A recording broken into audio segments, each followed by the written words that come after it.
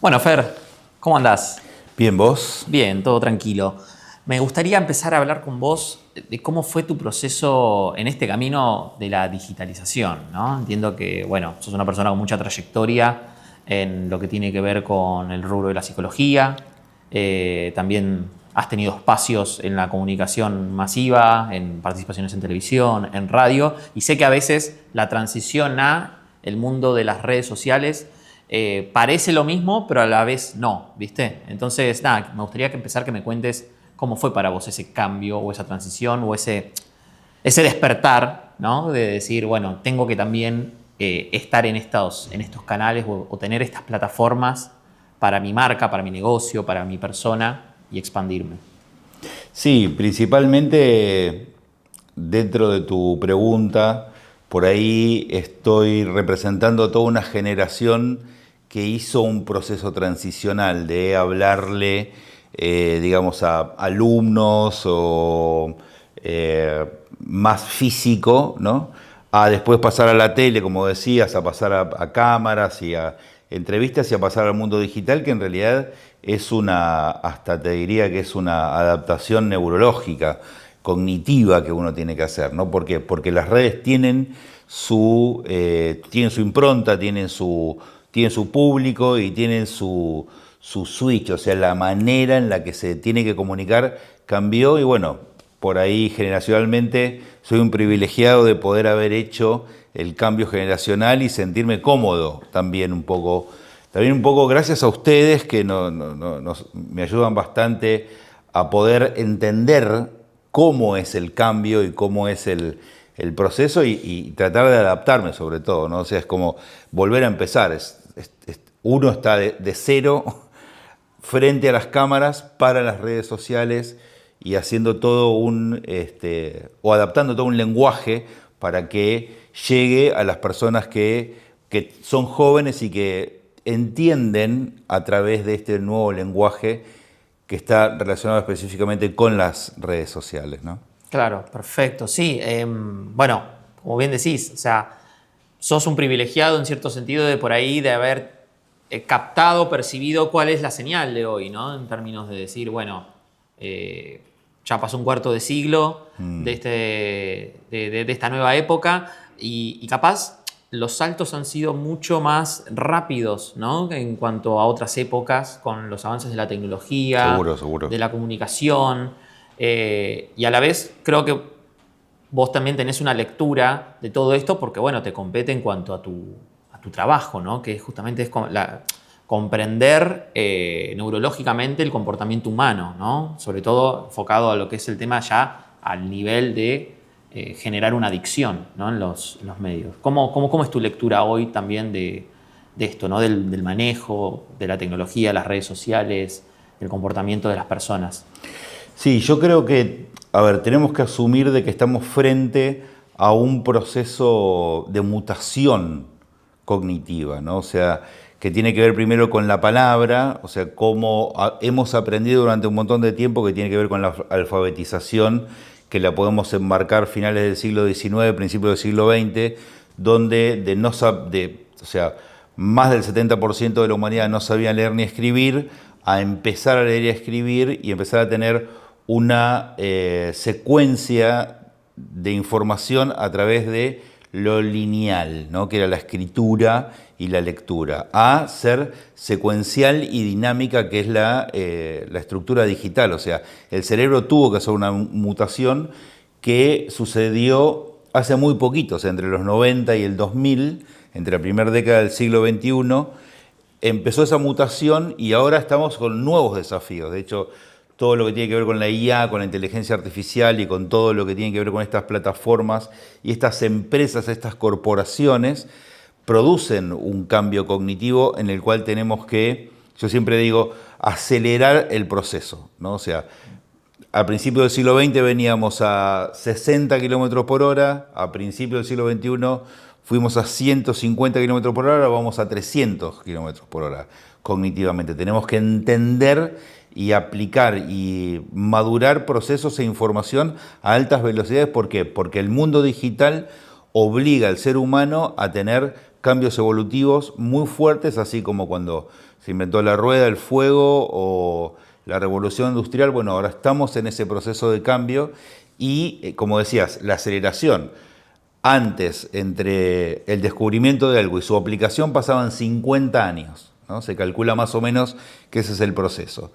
Entonces, los que desarrollaban las tecnologías o los paradigmas anteriores se morían y los niños, cuando eran adultos, aplicaban las nuevas tecnologías y el nuevo paradigma. Ahora todo esto está sucediendo en periodos de 5 años.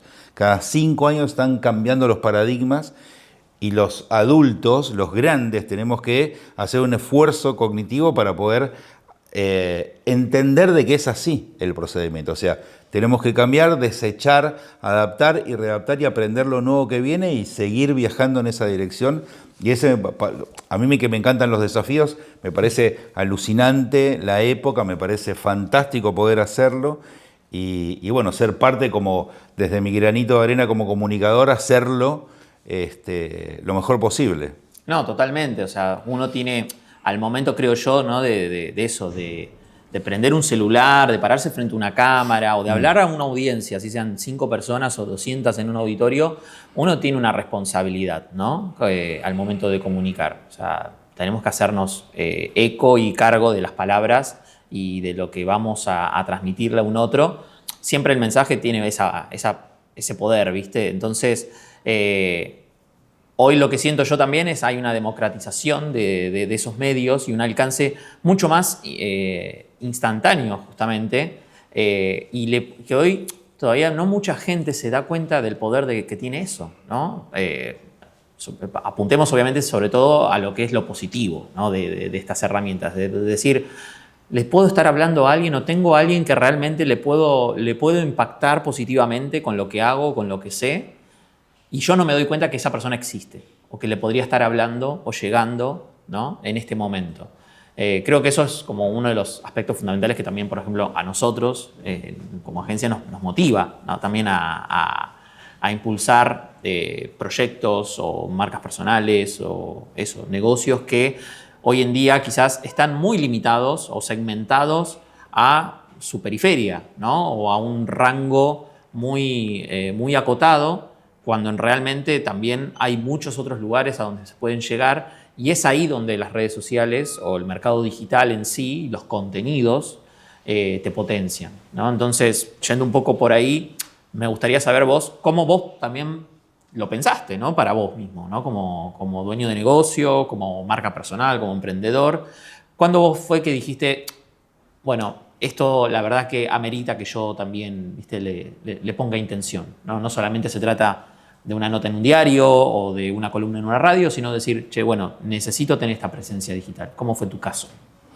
Bien, en mi caso está relacionado con el impacto que esto puede tener, o sea, el alcance, como vos decís, o sea, el alcance es exponencial a través de las redes sociales, de una forma más analógica llegás a un rango muy chiquito de gente, y acá le estás hablando a gente que no sabes ni de qué se trata, y en mi caso particular es más que una marca personal, es como una misión en el mensaje, hay un propósito detrás que tiene que ver con, hasta te lo diría así, con el convencimiento, o sea, tratar de convencer a las personas del mundo que está diseñado para fomentar cerebros que ya tienen propensión a la adicción, ¿sí? Tienen propensión a la adicción, y de que el mundo está preparado para generar estímulos muy altos, con decibeles muy fuertes, en los cuales no tenemos la capacidad de poder administrar. O sea, el ser humano tiene que entender este proceso, y esa por ahí es una misión, y las redes sociales nos ayudan a poder mandar el mensaje específico sobre esto que decíamos, la mutación cognitiva a través de las redes y de todos los químicos y los estímulos que existen en la sociedad, y esa es nuestra misión. O sea, las redes sociales nos ponen en ese lugar de poder llegar a miles o a millones de personas con el tiempo, ¿no? A millones de personas, para que este mensaje sea más penetrante, ¿no? Esta es nuestra mirada, como profesional y de mi organización, que es 12 Casas, que va mucho más allá de mí como persona, ¿no? Volviendo un poco a lo que decís, ¿no? Con 12 casas, bueno, es un centro de rehabilitación, ¿no? Un centro que asiste a personas que sufren de algún tipo de adicción y que lo que vos nos contabas y que también cuando conocimos tu proyecto y decidimos también involucrarnos en su comunicación, tiene que ver con ayudar a las personas, como decía, no de la provincia de Buenos Aires o solo Argentina, sino que justamente tu mensaje ha logrado que personas de otras partes del mundo, básicamente, puedan también acceder a una solución frente a un tema muy sensible, que es básicamente quizás un flagelo familiar, que a veces es muy silencioso, ¿no? O que mucha gente tapa y que cuesta justamente la exposición o decir, sí, necesito ayuda, ¿no? O sea, ¿cómo lo ves eso vos? Bien, el término de centro de rehabilitación tal vez es una terminología que la gente está acostumbrada a tener, pero es un término como viejo. Nosotros tratamos con seres humanos, ¿no? Siempre decimos, tratamos con seres humanos con problemas emocionales, con problemas psicológicos, con problemas de adicciones, ¿no? Que es siempre parte de lo mismo. O sea, el cerebro está en una época y está en una condición, por ejemplo, hoy en día, en el mundo, el problema más grande es la depresión, la soledad, los ataques de pánico. O sea, no necesariamente tenés que tener una adicción declarada en la cual, no sé, una persona está inyectándose en la calle algún tipo de droga, sino que tiene que ver con algo que se te fue de las manos, que pueden ser cosas no tangibles, ¿no? Porque tenés una división entre adicciones tóxicas y adicciones no tóxicas. Tóxicas son las drogas y el alcohol y las no tóxicas son el juego, los trastornos de alimentación y te metería todo el resto de las patologías clínicas en salud mental, ¿no? O sea, nosotros tratamos salud mental en todo su espectro, que no necesariamente tenés que hacer inclusive un proceso de internación, sino que nuestro instituto, que tiene 25 años de funcionamiento, vos tenés ahí cursos, espacios de meditación, la meditación como herramienta, ¿no? Para resolver la mayoría de los problemas cognitivos, ¿no? O sea, las personas que entran en un proceso de meditación y practican la meditación, que la meditación no es una persona vestida de naranja pelada en una montaña, sino que la meditación es algo que hoy en día se está utilizando para el alto rendimiento, para los empresarios y para la vida cotidiana. El que agarra esa herramienta como parte de su vida cotidiana, bueno, tiene un alto porcentaje de resolver prácticamente la mayoría de los problemas personales, ¿no? Tremendo, sí. O sea, hay un cambio también, por eso la importancia, ¿no? Creo yo, de lo que tiene que ver con, como me decías vos, de barrer esos preconceptos, lo que dice, uno puede decir, o encasilla en la terminología, por ejemplo, centro de rehabilitación. O sea, mucha gente piensa que, no sé, las personas se la encierra, se la inhibe de, no sé, toda acción vincular, social, y no sé, a veces hasta tiene, no sé, un trato carcelario que incluso, valga la redundancia, el trato carcelario no debería ser tampoco como también a veces preconcebimos, pero hay mucha gente asocia como algo negativo o algo horrible por lo que tiene que pasar una persona, y si eso no se comunica bien, uno sigue pensando que las cosas son de esa manera. Entonces, nunca terminás de accionar o de generar un cambio o un impacto diferente, ¿no? En tus hábitos o eso, como decíamos, en las vinculaciones con las parejas, las familias, ¿no? Que son las que más padecen de este tipo justamente de, como decís vos, de patologías, ¿no? Entonces es fundamental, como decís vos, lograr trascender ese mensaje y, como decís, 25 años, o sea, prácticamente el crecimiento de ustedes fue acompañado con todos los avances de la tecnología. Recién Exacto. ahí estaba, no sé, empezando a tener un poco más de auge YouTube, empezó Facebook en el 2005 y me imagino que ustedes irse ayornando a todas estas avances digitales también fue un desafío. Desafío, total desafío. Y me meto con esto que decías, ¿no? O sea, las familias, por ejemplo, que es un tema importante, porque nosotros nos convocan las familias generalmente cuando son los casos más agudos. Vos también tenés niveles dentro de los procesos de recuperación de las adicciones y hay una diferenciación que tiene que ver, por ejemplo, esto que decías, tratos carcelarios y demás. Por ahí hay gente que necesita esto, que necesita estar un periodo aislado para su desintoxicación. ¿Por qué? Porque ya está como por debajo de la línea de flotación, o sea, no tiene capacidades neurológicas para poder interactuar verbalmente, entonces hay que hacer un proceso medicamentoso, que donde intervienen médicos, donde intervienen psiquiatras, psicólogos y demás, para que el proceso pueda avanzar. No son la mayoría de los casos, y el grupo familiar no sabe qué hacer, que tampoco tiene por qué saber qué hacer. O sea, las personas tienen trabajos, vidas. Entonces, cuando una persona se desequilibra, es muy importante recurrir a profesionales. En todos los casos es muy importante recurrir a profesionales.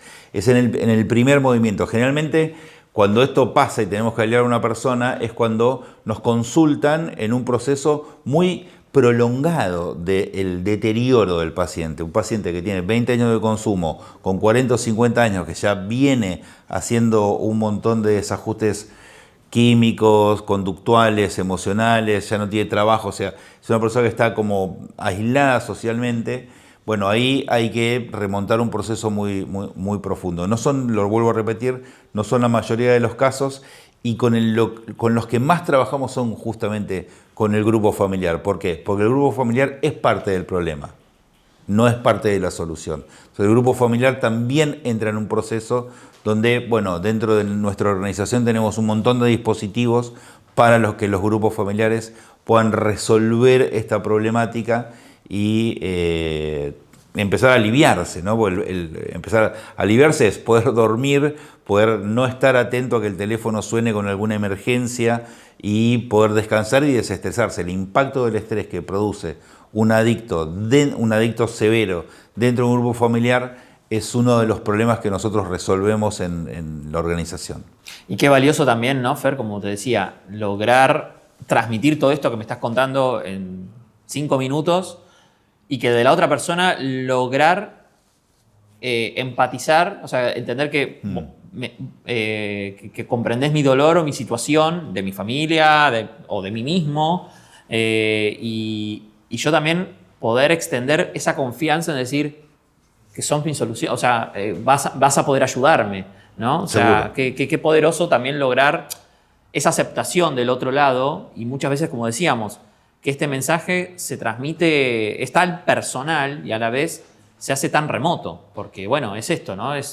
Me tenés que dar esa confianza, transparencia, tranquilidad a través de una serie de videos que voy a consumir, a través de una serie de notas que puedo encontrar, a través de una web que encuentro en Google, ¿no? O sea, cómo los dispositivos digitales realmente ayudan a acercar tu propuesta más allá de la transformación o la solución que brindás, pero también, obviamente, en términos comerciales, para que justamente catapulte o que impulse, que obviamente lo que están hoy, como decís vos, más de 25 años o ya 25 años habilitados, en expansión, están justamente incluso ahora pudiendo sumar nuevos lugares para que más personas también puedan hacer uso de las instalaciones. Sí, y esto que decías, llegar a gente que está fuera del radio de Buenos Aires, por ejemplo. Nosotros tenemos gente de Colombia, de Estados Unidos, de México, de Bolivia, de Perú.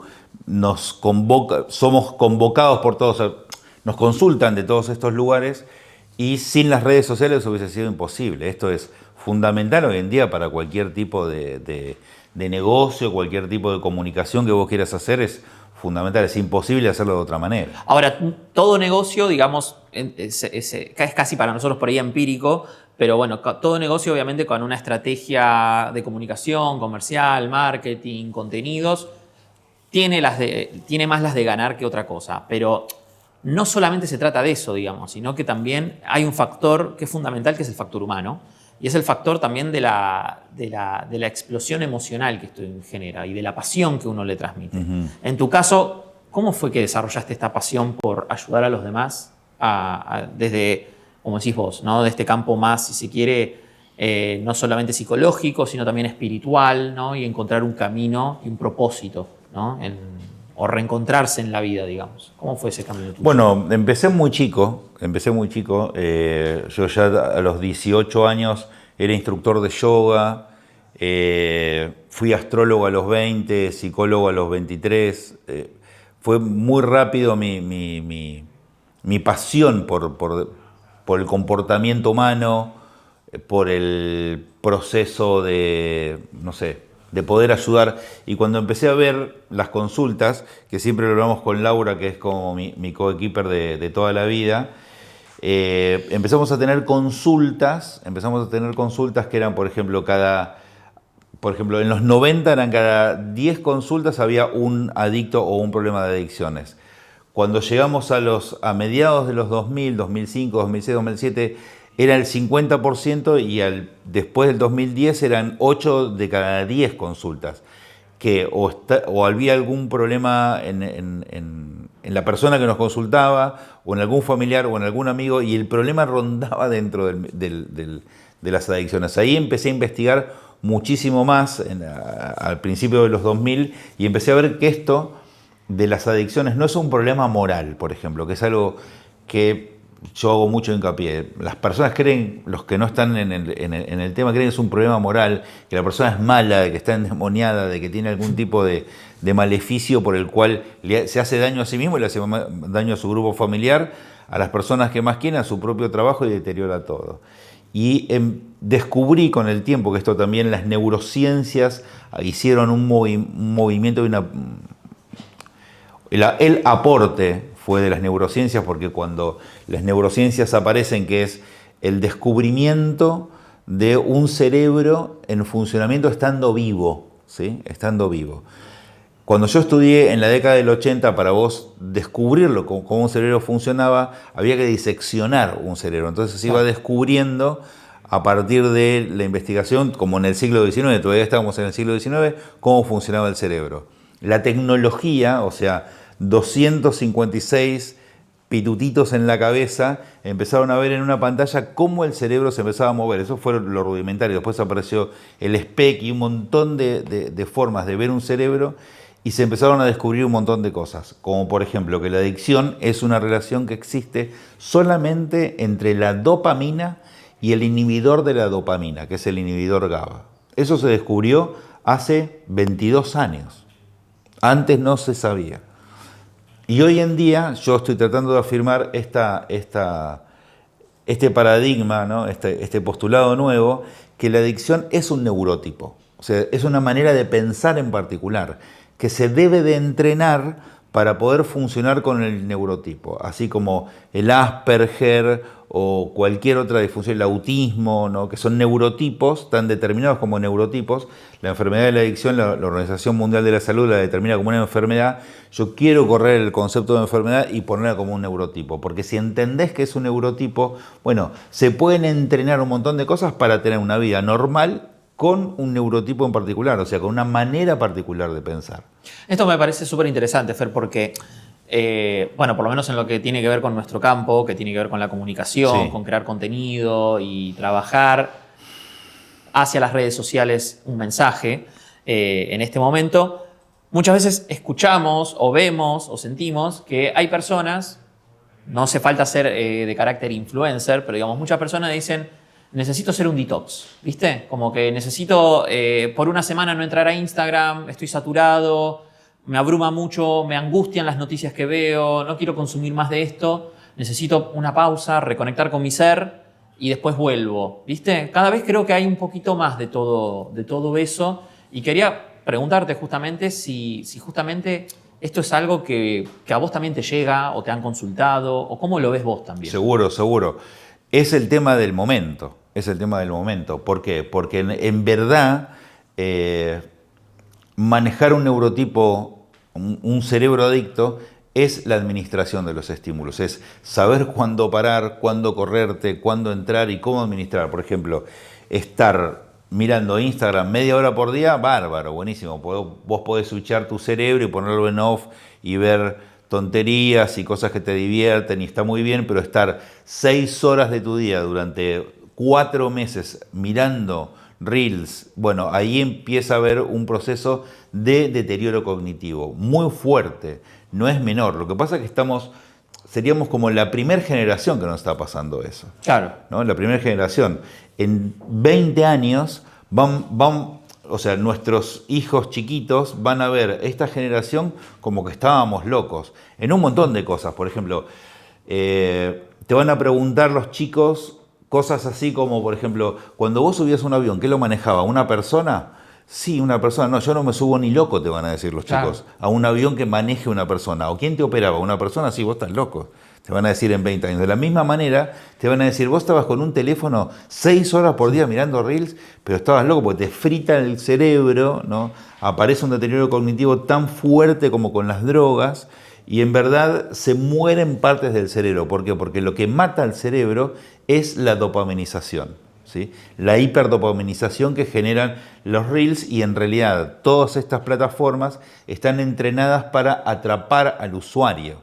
Están diseñadas, tienen un diseño muy específico. Entonces, en aprender a administrar estímulos, te diría que es la tarea del segundo cuarto del siglo XXI, ¿no? Sí, o como decíamos al inicio, ¿viste? Ser responsables con el mensaje. Obviamente, digamos, para que esto quede claro, digamos, por generar contenido no es que estás destruyendo a la humanidad, sino que justamente es cómo apalancarse de un proceso natural, digamos, que nos sucede, que es decir, che, veo algo como ves una serie, ves una peli, digo, o lees un libro, hay un estímulo o hay algo que nos produce, ¿no? A nivel sensorial o a nivel cognitivo, como decís vos, que me atrapa, que me genera interés y que me Sí, instruye también. pero Entonces, estadísticamente son la menor cantidad de personas que entran a ver contenidos de calidad versus los contenidos chatarra, vamos a ponerlo de alguna manera, que no te producen ningún tipo de conexión neurológica.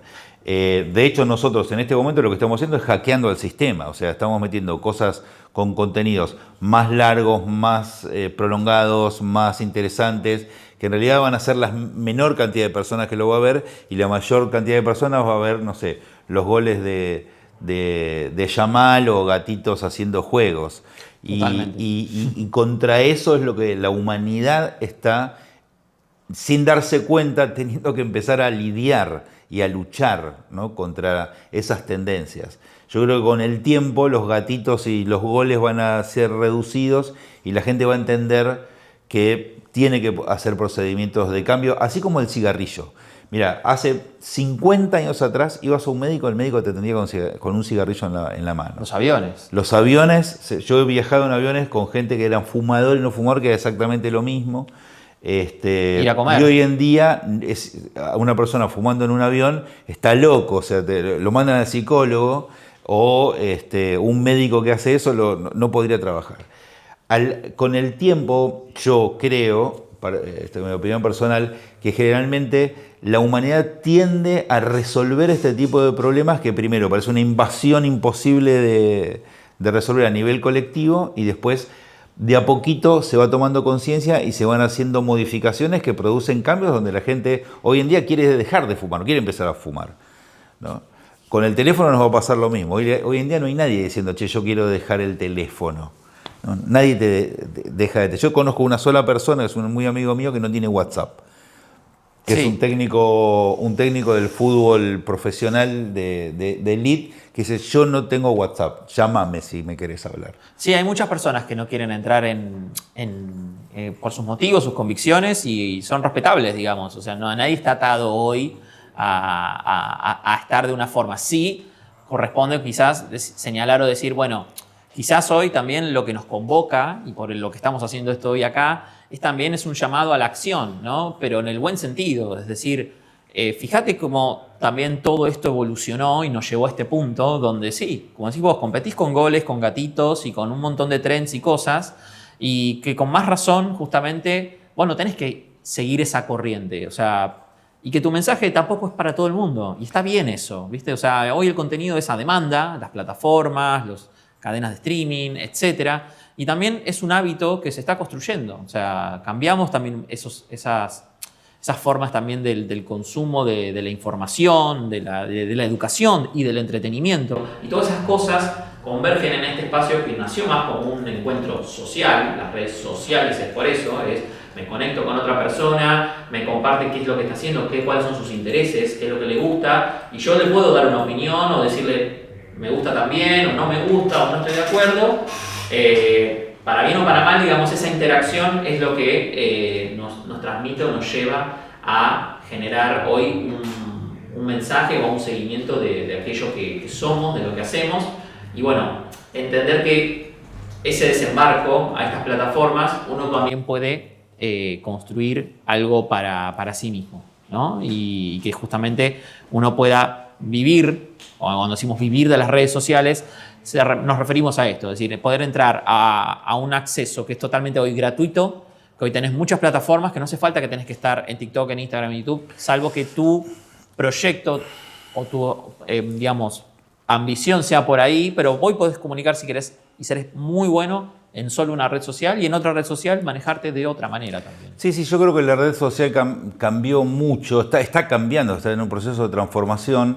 Todas las cosas que se han inventado siempre se usaron para bien y se usaron para mal, todo lo que existe. O sea, la red social encima no es nada, es cómo lo usamos. Y el problema vuelve a estar centrado en las personas y no en la red. Y ahora yo creo que nos estamos enfrentando a un nuevo desafío que son las IA, ¿no? Como un camino en el cual todavía estamos en el principio, super principio, porque las ChatGPT lo usan uno de cada 30 millones de personas todavía. Pero se calcula que en los próximos 6 meses eso va a cambiar mucho y en los próximos 5 años van a ser 30 millones de personas, de cada 30 van a ser 30 millones de personas la inteligencia artificial, y esto tiene una gran tendencia, una nueva problemática. ¿Por qué? Porque cada inteligencia artificial tiene dueños, tiene tendencias, ¿no? Y por ejemplo, Gemini y OpenAI son wokistas, por ejemplo, son progresistas, y la inteligencia artificial te va dando una tendencia, de la misma manera que los diarios. O sea, si vos lees Clarín, Nación o Página 12, van a tener diferentes tendencias cada uno con mensajes diferentes sobre la misma información. Entonces, ¿qué está pasando con la inteligencia artificial? Te va hablando principalmente con un alto nivel de adulación, ¿no?, a las personas, o sea, con un montón de falsedades y mentiras, porque vos, por ejemplo, le podés decir, mira, yo tengo una idea fantástica que la quiero resolver, que es la alianza entre, no sé, la física cuántica y la física newtoniana, y una aplicación para que la gente pueda hacer... Y las inteligencias artificiales te lo aprueban, te lo fomentan, aunque sea un delirio tremendo y una cosa irreal, y te van dando datos para que vos armes ese delirio en tu cabeza. Entonces, esta adulación tiene que ver justamente con estas dos inteligencias, con estas dos empresas, ¿no? Sam Altman acaba de hacer un podcast hace muy poquitito, hace un mes atrás, que es el CEO de OpenAI, que es ChatGPT, que está entendiendo y dándole a conocer al mundo muy sutilmente de que está creando una superinteligencia artificial. O sea, algo que tiene un IQ, tiene un intelecto por encima de los 150 y que va a poder resolver todo. Y atrás también viene Microsoft con un chip que va a poder resolver cosas tales como poder construir células humanas, poder armar órganos y poder prácticamente resolver todos los problemas de la humanidad. ¿En cuánto tiempo va a pasar eso? En 5 años. Estamos en el 2025 haciendo esta charla, y en el 2030 vamos a tener que afrontar nuestras capacidades cognitivas a nuevos lineamientos que no sabemos ni cómo lidiar. O sea, no podemos lidiar con Instagram, mucho menos vamos a poder lidiar con esas superinteligencias que van a ser mejores que los humanos, ¿no? Sí, yo creo que como remontamos, ¿no? O sea, todo se trata desde la construcción de hábitos más saludables, sí, ¿no? Entonces, la realidad es que hay que también nosotros, como decís vos, cambiar ese chip de entender que bueno, no entro o uso el celular para distenderme simplemente, sino que bueno, es una herramienta de comunicación más, sí. Y que también hay que buscar la objetividad formando tu propio criterio, ¿no? O sea, obviamente no te puedes quedar solamente con lo que comunica un solo medio o dos, o estar en una sola red social y que eso sea la verdad absoluta, sino que justamente uno puede también no estar de acuerdo o discernir, y eso también forma parte de la comunicación. O sea, la comunicación esencial es un emisor y un receptor. O sea, se termina de construir cuando tenés las dos caras, ¿no? Si no, es un mensaje en la botella. Entonces, para mí es fundamental, sobre todo esto que vos decís, lo que se vaticina con las redes más la inteligencia artificial, creo que ahí justamente lo más poderoso es saber hacer las preguntas, no tanto lo que te arroja, sino también tener vos la capacidad de saber cómo preguntarle, ¿no? Y qué es lo que vos necesitas y también saber cuándo te están chamullando y cuándo no. Pero de vuelta, a ver, el prompt, la pregunta que uno le hace a la inteligencia artificial, en realidad, ¿por qué la inteligencia artificial tiene tanto riesgo? Porque aprende de tu proceso cognitivo.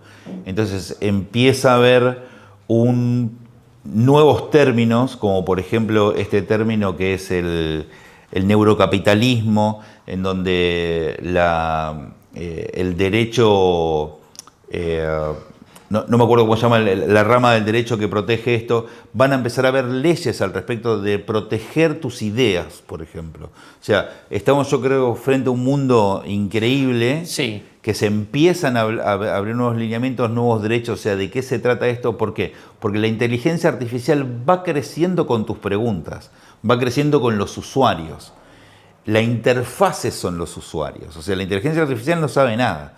La inteligencia artificial empieza a saber a partir de tus preguntas. Entonces, si vos le preguntás cómo cambio la rueda del auto, la inteligencia artificial va a utilizar un IQ determinado, pero si vos le preguntás cómo viajar en el espacio a la velocidad de la luz, bueno, va a tener que generar un montón de interacción con vos a través de tu pregunta para poder resolver ese problema, y así es como exponencialmente una inteligencia artificial va creciendo, que va creciendo con los humanos, hasta el punto que pase esa línea media del crecimiento con los humanos y los supere a los humanos. Ahí yo creo que vamos a tener, estamos haciendo futurología, vamos a tener un desafío, y un desafío de lo que vos estás diciendo. Bueno, vamos a tener que ajustar mucho los huesos para poder afrontar este mundo que viene en 5 minutos, viene pasado mañana. No es una futurología a 40 años, es una futurología acá nomás. O sea, nosotros vamos a vivir eso.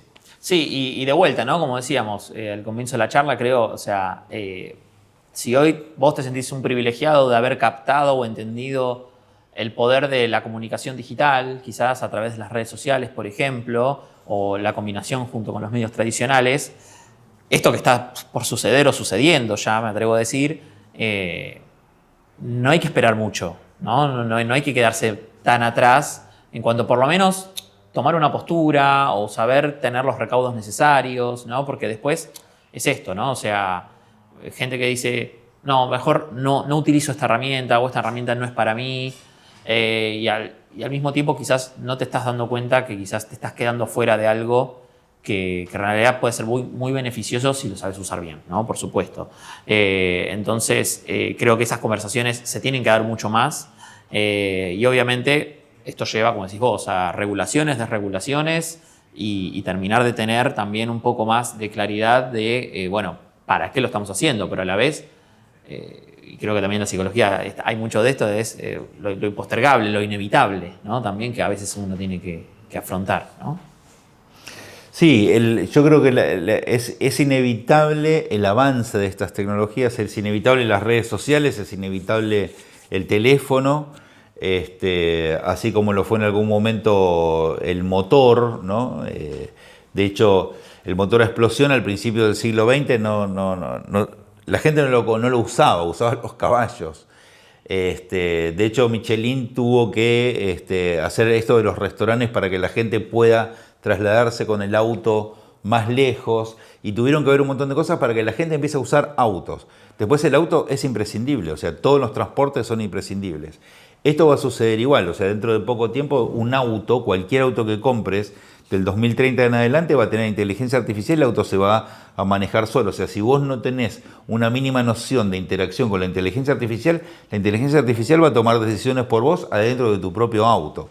Y este es el caminito a donde estamos. Entonces, el humano, cognitivamente hablando, no tiene la capacidad todavía de poder administrar esto, ni sabe que le está pasando esto en este momento. Así como decíamos, o sea, de repente Instagram te toma mirando gatitos y goles de Messi, de la misma manera te va a tomar la inteligencia artificial con cosas muchísimo más complejas. Yo creo que tenemos que entrenar seres humanos para poder lidiar con esta situación. 100% de acuerdo. Y te iba a preguntar eso, Fer, ¿por qué nos pasa tanto la objeción, viste, mentalmente?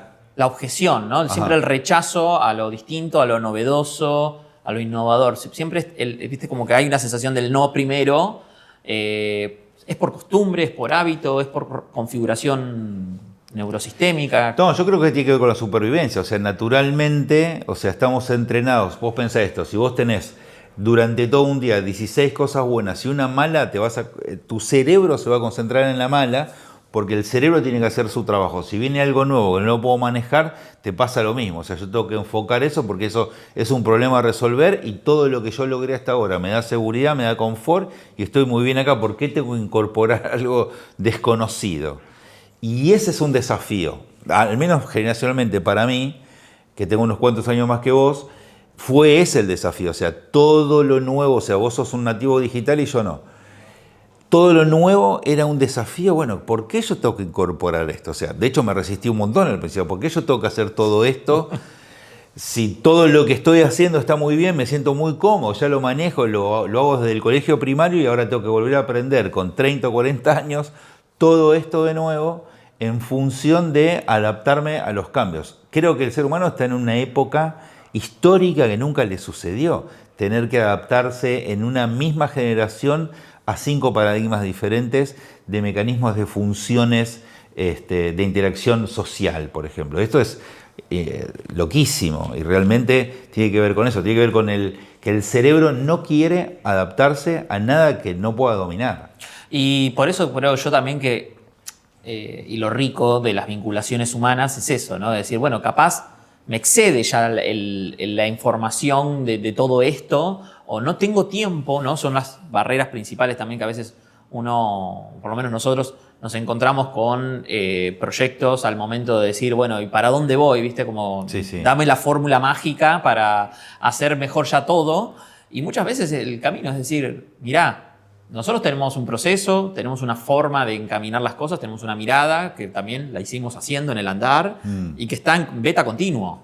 Entonces, la realidad es que si vos entendés que esto puede ir para acá también para vos, vayamos juntos. Me gustó, ¿no? El término beta continuo. Está bien. Es así, sí, o sea, uno nunca puede tener resuelto de la A a la Z todo de una sola forma, porque lo que vos decís, o sea, las cosas hoy son muy dinámicas. En 6 meses, por ahí, incluso volviendo a lo de la IA, la forma de encarar los prompts ya cambió.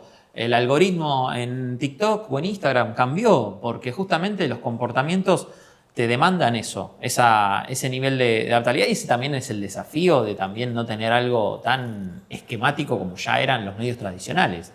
Entonces, creo que también es una forma de interpelarnos y de justamente de ir mejorando o lograr la mejor versión de uno, ¿viste? Entonces, eso te fuerza también a generar conversaciones más poderosas o colaboraciones con equipos o fuerzas de trabajo, que puede ser desde una inteligencia artificial muy bien ya customizada a trabajar esto con un equipo creativo o trabajar con un área o trabajar con otro rubro que haces una buena sinergia. Entonces, creo que ahí es donde, por suerte, nunca se va a perder el factor humano dentro de todo esto, ¿no? O sea, que es fundamental el terminar de vincularte, el de trascender de lo que viste en un reel a generar una conversación. ¿Viste? Muchas veces piensan, no, ¿qué le voy a comentar si no me va a responder? ¿O para qué le voy a mandar un mensaje privado o un WhatsApp si no me va a hablar? Y capaz te estás perdiendo también la posibilidad de conectarte realmente con alguien y que no es esto de lo inalcanzable, sino es todo lo contrario. Estamos más cerca que nunca quizás en muchos otros aspectos por lo menos y es importante, digo, salir a apelar por eso, ¿no? Por ese vínculo. Creo que ahí también hay una tarea importantísima como comunicadores de no ponerse como en un pedestal, sino todo lo contrario, sino decir, che, bueno, me dejaron un mensaje. Por lo menos yo cuando recibo también, che, gracias por este consejo o esto, respondo aunque sea un gracias, o sea, porque está bueno que del otro lado te tomaste el tiempo de verlo y haberte animado a dejar un mensaje, ¿no? La interacción es lo que también moviliza a las redes a que sigan siendo redes, a que sean conexiones digitales o analógicas. Pero valida el concepto de redes, claro. Exactamente, porque si no, es esto, o sea, compré un diario, leo la noticia, estoy de acuerdo o no estoy de acuerdo, pero te lo dijiste en tu mente. O lo hablaste con un amigo en una charla de café. Pero si no, queda ahí. Y el cambio de paradigma, digitalmente hablando, es ese. Que vos podés dejar una reseña en Google, vos podés dejar un comentario, vos podés compartírselo a alguien para también esperar qué piensa la otra persona de ese contenido que vos viste y pensaste en alguien que también le resuena eso. Eso es lo poderoso y eso es lo lindo, creo yo, para seguir utilizando o para seguir mejorando. Cada uno según su nicho, según su mercado, según su solución, ¿sí? O sea, justamente el ser humano tiene esa facultad, digamos, de extender no solo un mensaje porque sí o porque lo piensa de esa manera, o está construido el artilugio para que pueda llevar ese mensaje a un otro, sino también, bueno, conectar emocionalmente, de forma entretenida, generar valor, educar o cerrar un negocio, ¿viste? Eso está buenísimo. Fer, para ir cerrando, me gustaría solamente preguntarte ahora, ¿cómo te imaginás vos de acá a 5 años? O el año que viene, 2 o 3. No sé, ¿cómo te ves vos a nivel comunicación? ¿Qué te gustaría que te pase a vos, personal o profesionalmente? ¿Cómo estás viviendo hoy tu presente y para dónde estás queriendo llevar todo esto? Mi presente yo siempre lo vivo siempre soy un apasionado de lo que hago. Yo siempre digo que en realidad la pasión tiene que ver con algo que perfectamente podría ser lo mismo sin que me paguen, ¿no? O sea, si me pagan o no me pagan es lo mismo en mi caso, porque volvería todo el tiempo a hacer lo mismo porque mi sistema va hacia ese lugar y, como decíamos, las tecnologías, la comunicación y todo lo que se viene me parece como un nuevo desafío, ¿no?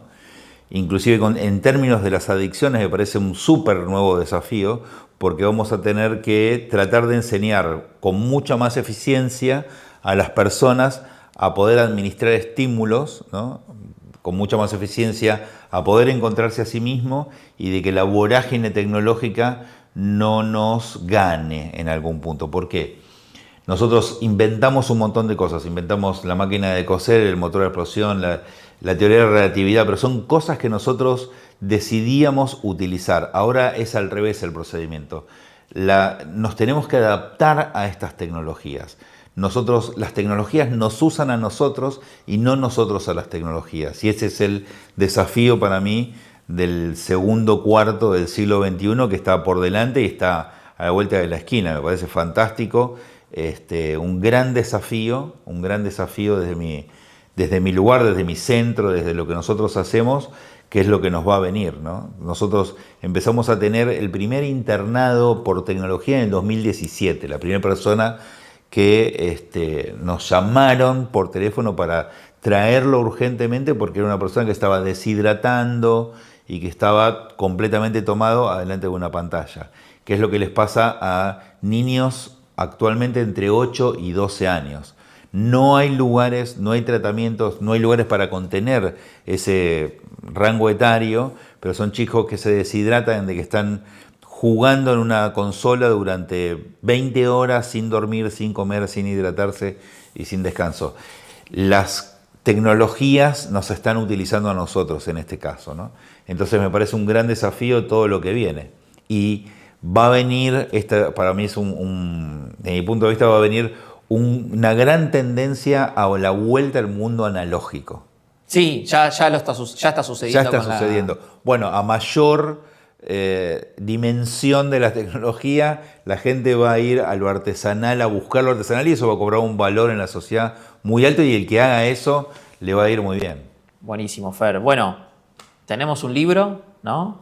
Publicado ya hace no mucho, que va a ser un relanzamiento seguramente a corto plazo, El Cerebro Adicto. El Cerebro Adicto, ya se agotó la primera edición, vamos a hacer una segunda edición con un dossier hablando justamente de tecnología y de la administración neurológica y cognitiva sobre la tecnología y seguramente a fin de año ya va a estar armado para la segunda edición. Buenísimo. Entonces se viene ese desafío también más próximo y para todo lo demás, digamos, te pueden seguir a vos en tus redes sociales, en Instagram. Claro. Y el instituto que es 12 Casas, ¿no? Instituto 12 Casas y Fernando Vergero Oficial también, que es nuestro Instagram que estamos trabajando gracias a ustedes que nos están dando una gran mano, que también es importante porque lo intentamos muchas veces caer con las personas adecuadas. No hay muchas personas que hemos contratado en diferentes momentos que nunca pudimos hacer lo que queríamos, ¿no? Que era poder llegar a la gente.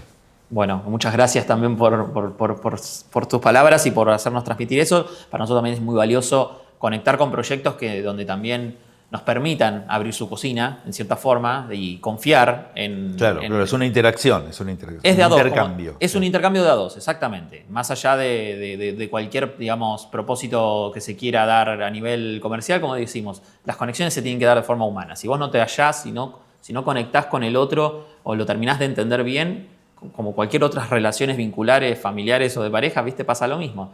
Difícilmente puedas llegar a un buen puerto. En cambio, cuando las situaciones, el contexto se da y el diálogo es fluido, como decíamos antes, ese beta continuo, bueno, va finalmente a dar sus frutos, ¿no? Y también es esto, ¿no? El mensaje final, creo yo, que es importante decir, frente a tanta voracidad o ansiedad que genera, ¿no? la velocidad de la información y de los avances tecnológicos, justamente el proceso todavía sigue siendo, en cierta forma, mecanizadamente manual, ¿viste? O sea, como que vas cosechando, ¿no? Y cultivando y cosechando, digamos, en el camino, y después el resultado es exponencial, ¿no? Por ahí al principio cuesta más porque obviamente es algo que todavía no es del todo explorado para la gran mayoría de las personas que llegan a este reconocimiento de decir, che, necesito activar mis redes o necesito que mi proyecto tenga mayor visibilidad o destacarme más en mi nicho o lo que sea.